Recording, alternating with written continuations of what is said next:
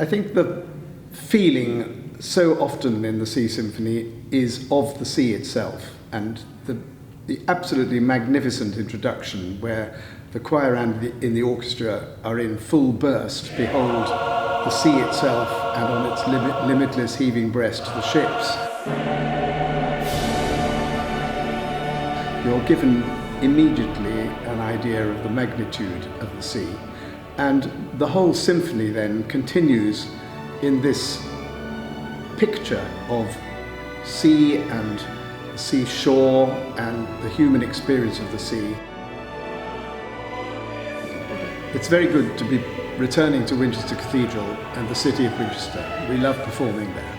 And Hampshire is, of course, a great seafaring county with the south coast, Southampton.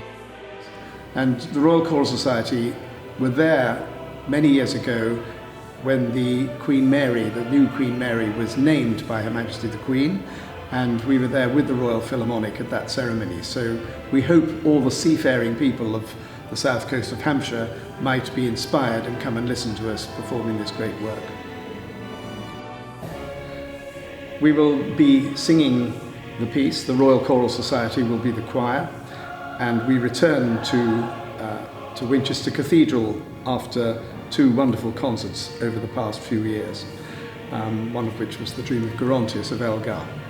And we're very lucky also to be welcoming the Royal Philharmonic Orchestra, who are absolutely wonderful at this kind of repertoire.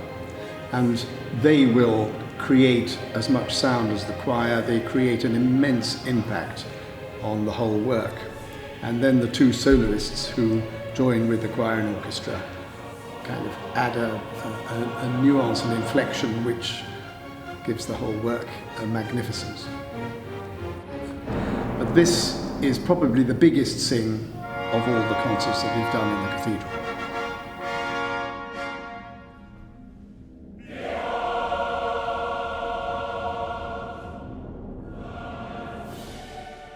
In the first half of the concert, the orchestra will play Elgar's much-loved Enigma Variations. And I think everybody who knows them, everybody knows the theme of Nimrod. It's used on state occasions, played by brass bands, and it's a wonderfully evocative picture that Elgar has given of sections, about 12 sections, each depicting his personal friends and some of their characteristics.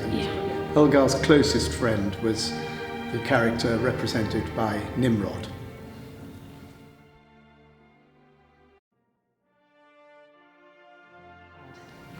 Well, we haven't had a coronation in this country since 1953, but at all coronations since the work was written, Parry's I Was Glad has been performed as the Queen or former kings walked up the aisle of Westminster Abbey. And it's every cathedral chorister's favourite anthem.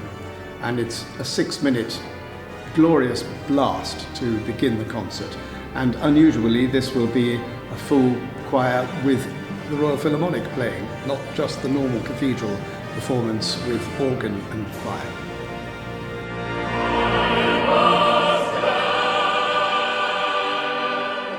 From its very beginnings, Parry's I Was Glad created a tremendous lift-off for any occasion.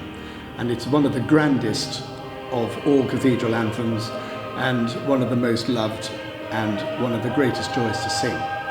Part of the fact is that it goes up very high for the choir, which in itself creates a lot of excitement.